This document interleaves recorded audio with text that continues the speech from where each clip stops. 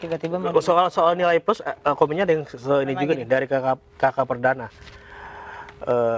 Bagi banyak individu, vape lebih efektif dibandingkan permen atau permen karet karena tetap mempertahankan aspek psikologis dari ritual tangan ke mulut yang sulit dihilangkan oleh perokok. Betul.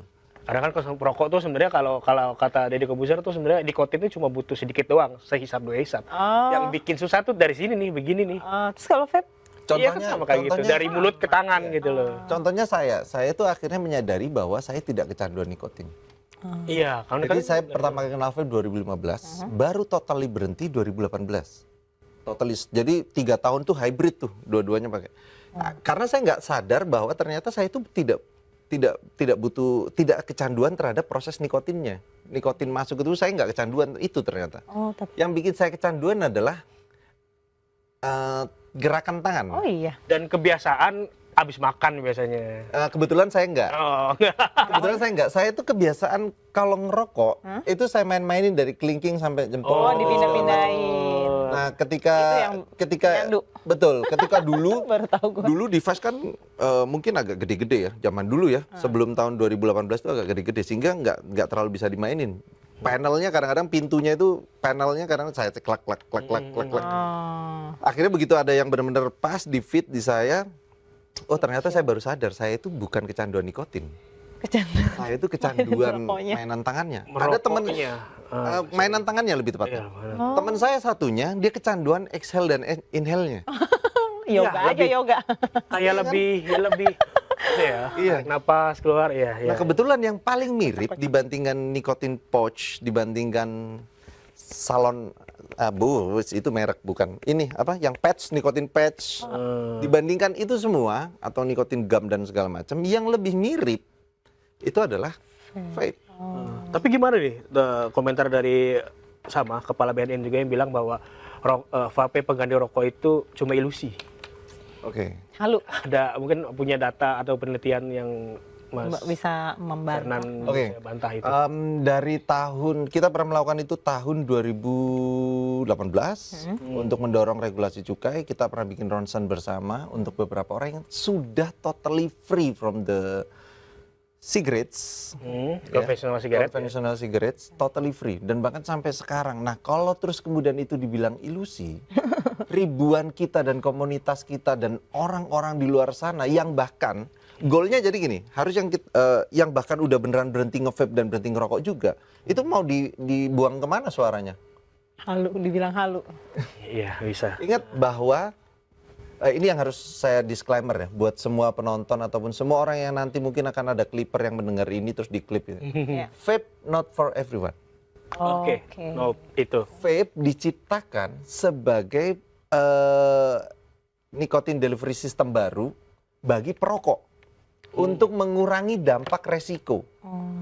Mengurangi dampak resiko. Artinya it's not 100% Nicotine free or maybe like chemical or something. Yes. Tapi yang harus digarisbawahi adalah mengurangi dampak resiko. Mengurangi dampak resiko. Tapi kalau ngomongin chemical yang kemudian dibahas bahwa chemicalnya akan membuat bla bla bla bla bla bla. Di WHO dia merilis tuh bahan-bahan chemical berbahaya yang akan kalau ada di vape akan dicap sebagai sesuatu yang berbahaya. Nah, kita melalui lembaga negara loh, melalui BRIN, kita meminta terus kemudian untuk ini diperiksa. Apakah 9 atau 11 kandungan yang ada di WHO rekomendasikan untuk tidak ada di vape terdapat di vape yang ada di Indonesia, dan menurut penelitiannya tidak. Hasilnya tidak. Tidak. BRIN sudah melakukan penelitiannya. Jadi tidak ditemukan zat berbahaya dalam aerosol vape. Kan sempat juga dianggap vape itu kan lebih berbahaya dari rokok. Ya, ada sempat dipermasalahkan masih juga debatable itu. juga kan. Sebenarnya kalau misalkan kita bahas jurnal-jurnal ilmiah sebelum dibilang narkoba. masih debatable gitu kan. Tapi ya memang ada buktinya bahwa vape itu bisa mengurangi rokok gitu kan. Tapi BNN juga mungkin punya jurnal-jurnal yang lain gitu kan. Betul. Yang lain. Punya kacamata yang berbeda, punya kitab yang berbeda. Itulah mungkin audiensi dibutuhkan di situ. Nah, betul. Ayo kita sharing data. Siapa tahu kita yang memang harus upgrade, siapa tahu pihak BNN yang harus upgrade, kita kolaborasi dong sama-sama. kita bisa bantu di sisi mana. Harapannya kan selalu begitu. Tuh. Ini soal tadi yang ngomongin vape ngurangi rokok, langsung ada testimoni nih di komentar, langsung gede banget caps lock semua. Ya Rizky Arifianto, dulu saya perokok aktif, alhamdulillah semenjak beralih ke vape akhirnya bisa berhenti ngerokok dan sekarang pun juga sudah agak berkurang vape-nya. Vape-nya juga berkurang. Betul. Karena saya selalu menyarankan semua orang, karena kebetulan saya juga influencer vape pertama kali ya. Saya selalu menyarankan ke orang bahwa vape digunakan itu punya goals. Dan goalsnya adalah berhenti. Oh, bukan buat fun doang. No.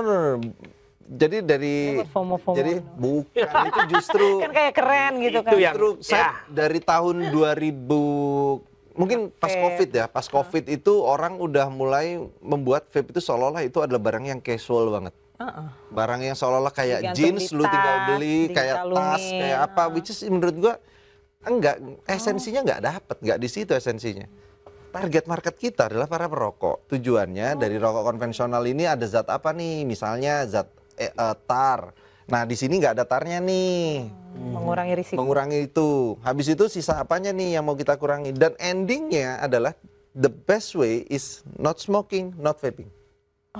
Dan Endingnya nggak dua-duanya. semua orang vape yang beneran, bukan orang yang mencoba untuk mencari sekedar apa Gaya-gaya. sensasi, profit, gaya dan segala, semua akan mengatakan hal yang sama. Semua pebisnisnya, semua asosiasi akan mengatakan goal utamanya adalah berhenti dulu. Goal utamanya adalah berhenti dari semua kandungan itu. Bahkan vape-nya pun ditinggalkan.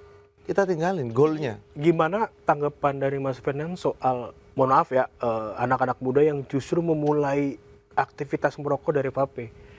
Banyak kan dari kayak gitu, vape jadi membuka mereka tuh jalan anak-anak ke kecil tuh, ngerokok. iya kalau anak kecil kalau ngerokok, mohon maaf ya Masih digambarin batuk, ya, Masih batuk. batuk gitu loh. Tapi kalau vape dia nggak batuk, jadi mereka Oh, jadi memulai latihannya untuk di vape. Iya. Itu gimana tuh? Itu harus kayak gimana nih? Itu namanya Mas? penyalahgunaan nggak sih? Ya, karena Ya. kita ini Kurang juga harus pengawasan mungkin. diedukasi juga kan gitu. Iya betul.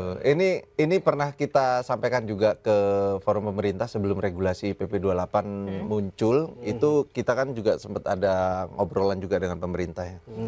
Jadi ada beberapa regulasi yang justru sebetulnya kalau dijalankan di Indonesia justru akan memudahkan bagi anak-anak untuk menjangkau. Contoh paling simpel ya. Oke. Di rokok konvensional pemerintah mengeluarkan aturan dilarang dijual ketengan, betul? Iya ada.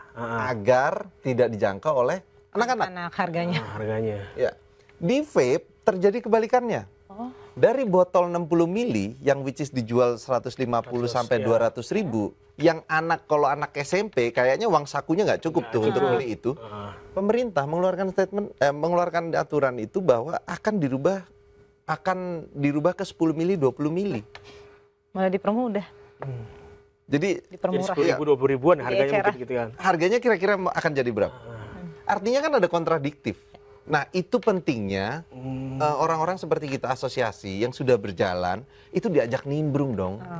Bikin regulasi itu kita dulu nih yang pertama, kita tahu lapangan. Pemerintah butuhnya apa? Relevansi pengguna anak di bawah umur tidak meningkat.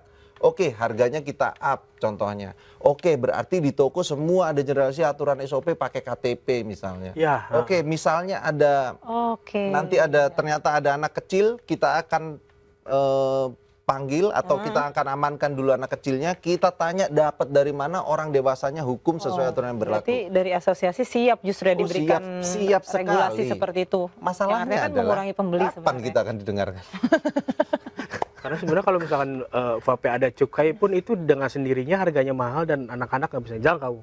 Lah kenapa Sudah ada screening, wacana? sudah screening. Ada wacana. Saat ini belum ya. Tapi sudah akan ada wacana bahwa kemasan akan jadi 10 mili, 20 mili. Kan aneh. Malah Makanya kita sedang mendorong ke pemerintah bahwa aturan ini nggak tepat loh. Semoga didengar. Aturan ini nggak tepat loh. Jadi ada beberapa poin dari PP 28 juga yang kita dorong ke pemerintah untuk nggak tepat. Ini justru akan pintu gerbangnya ini pintu gerbangnya ini. Kita ini paling tahu di lapangan. Ibaratnya kalau mau nanya hal tentang bola ya nanya sama pemain bola. Gitu. Ya, ini teknisinya nih.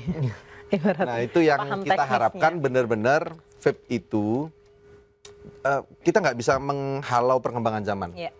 Kita nggak bisa halau niat jahat orang, kita nggak bisa halau apapun. Yang bisa kita halau adalah hal yang bisa kita kontrol. Hal yang bisa kita kontrol apa? Ya berarti barang masuk, narkoba masuk ke Indonesia itu bisa bagaimana kita kontrolnya. Terus kemudian kalau ada kejadian-kejadian seperti itu gimana kita ngaturnya dan segala macam. Jadi mungkin saatnya duduk bersama dan lebih bijak dalam membuat statement sih.